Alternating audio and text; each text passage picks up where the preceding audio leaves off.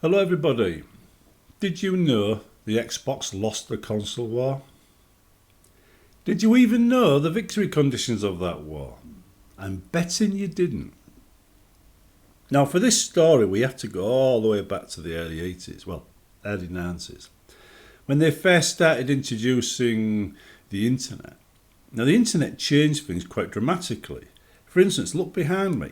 How many CDs, DVDs or Blu-rays do you see on my shelves? None. That's because my house was full of them. And I remember thinking, I'm drowning in plastic. I wish I could put all this online. And that's what's happened with various services including Netflix, Amazon Prime and all that lot. It's all gone online. In 2004, Half-Life was released. That made Steam a requirement. There was a massive backlash to it. People wanted to own the physical copy. They liked drowning in plastic. Right? But, Valve improved the service. They made it better. They got rid of the DRM. They made a system that was painless for the person who actually paid for the goods. Because until that point, the only person that was having a painless gaming experience was the pirate.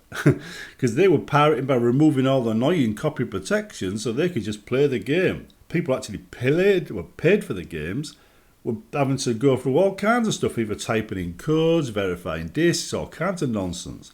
So it was very discouraging. It makes you want to go and pirate the game instead of actually buying it. But that got solved. All of that went out the window. So Steam became a system, an ecosystem people loved. And then Epic came along, Gamepass came along, and they all tried to get a slice of that pie on the PC. So now you've got three systems all running on the PC side by side, three completely different ecosystems. For the first time in our history, we'd had games on our list from one PC to the next PC to the next PC. Because discs got disc rot, they got scratched, they got damaged. I owned about 3 copies of Oblivion before I bought it digitally, for example. But since I've got Steam, I've only had to buy 1 copy of every game. None of them's got scratched. No discs have got corrupted. It stayed there. They're always there for me. The same with any digital movies I've brought. They're always there for me. The only thing I'm thinking of now is, will they release a package where I can buy, say, all of the Lord of the Rings in one package? Will they then offer me a cheap upgrade if they make it super high definition in the future? That's what I'm thinking now. These are all options I have, or may have in the future, that I didn't have with a physical copy.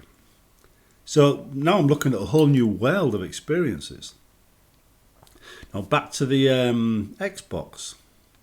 Now the Xbox was originally released, having discs, physical copies, and it switched over to, basically a system where you download the games. That was in the last generation of games, or the last generation of consoles. Phil Spencer says that was when Xbox lost the console wars, was in that generation, in the Xbox One generation.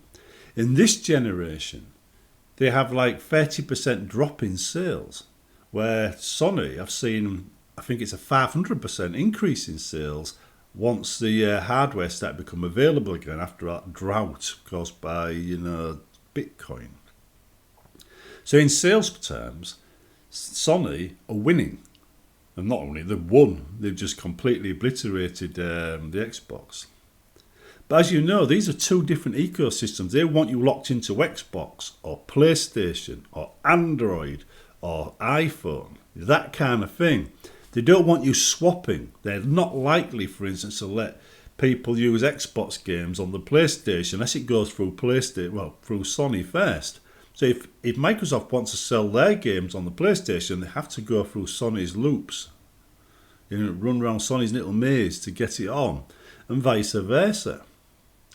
But because the Sony is so far ahead in sales, Microsoft now have to say, we can't really afford exclusives, because if we do exclusives, we're making our game available to a small audience, and that's not how business works.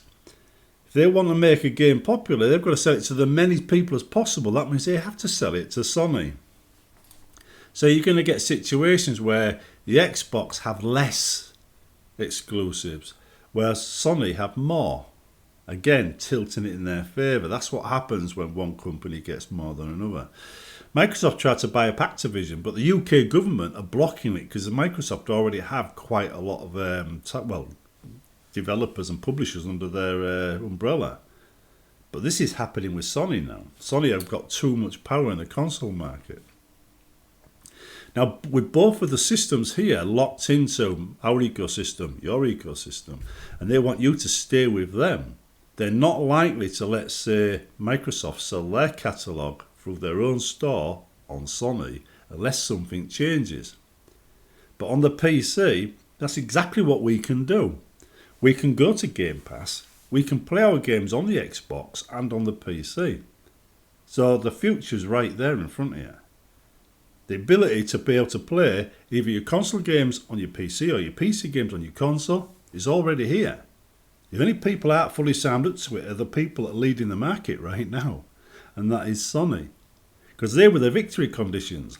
The people who were signed up to that ecosystem are the victory conditions that decided who won the console war. And Sony have more users. Simple as that. Xbox have less. But here we are with the PC still going strong. With a very flexible ecosystem that allows us to change. And we're not affected by this in the slightest. It doesn't affect us at all. Xbox and PlayStation users, on the other hand, they're going to be stuck with that through thick and thin. The first bad console release from Sony, and all the Sony users are going to wish they were Xbox users and vice versa. When somebody releases a killer mod on the Xbox, Sony users are going to wish they were Xbox users as well. Eventually, someone's going to say, this isn't working to our advantage. This is like borders for kings and queens. Or now we've got copyright zones for corporations and ecosystems and things like that limit what we can do because Sony wants us to be limited. At that point, you're going to find the situation where Sony are leading and have won the console war and Xbox have lost is going to change. You're going to find the company with the most flexibility are the one that's going to come out the winner in the end. But right now, Sony's way, way, way out in front. They're clear winners. And Xbox have clearly messed up big time. But I don't think it'll stay that way. I think it's going to change. I think the demand from users when things start going wrong on Sony's end will convince them that the Sony approach isn't the right approach. Back catalogue or not, Sony are going to be forced at that point to let Microsoft sell some of their games in order for people to keep buying it. And why? Because the revenue for Xbox is still up 7 to 9% a year, every year. Even though the sales for the Xbox are down, they're making sales in other areas. And the other areas is software. And the same has to be true for Sony. Sony must be selling a lot of revenue, a lot of software. But if you get a console that won't run half of their games in the future, then that back catalogue is worthless. Overnight it's worthless unless they can make somebody else, run their software like the Xbox or the PC. At that point, they can still sell games even though their hardware is falling apart at the seams. And it's going to happen. No good company ever stays good forever. They always decline eventually and then rise again if they're lucky. So when Sony mess up, that's when change will happen. That's the point when you will see the ecosystems start to change, where you start having a choice. Because on the PC right now, we have multiple choices. We can go with Steam, Epic, Gamepass, and probably a few others that I don't know about. I mean, we got all kinds of things. The gaming world is merging anyway. It's becoming fairly standardised, and it's quite frankly, it's boring. It is boring. It's the most boring game market I've ever seen in my life, and I've been a gamer since the early 80s. And I mean, by early 80s, I mean 1980. So, anyhow, the point is, right now, Sony are blazing away.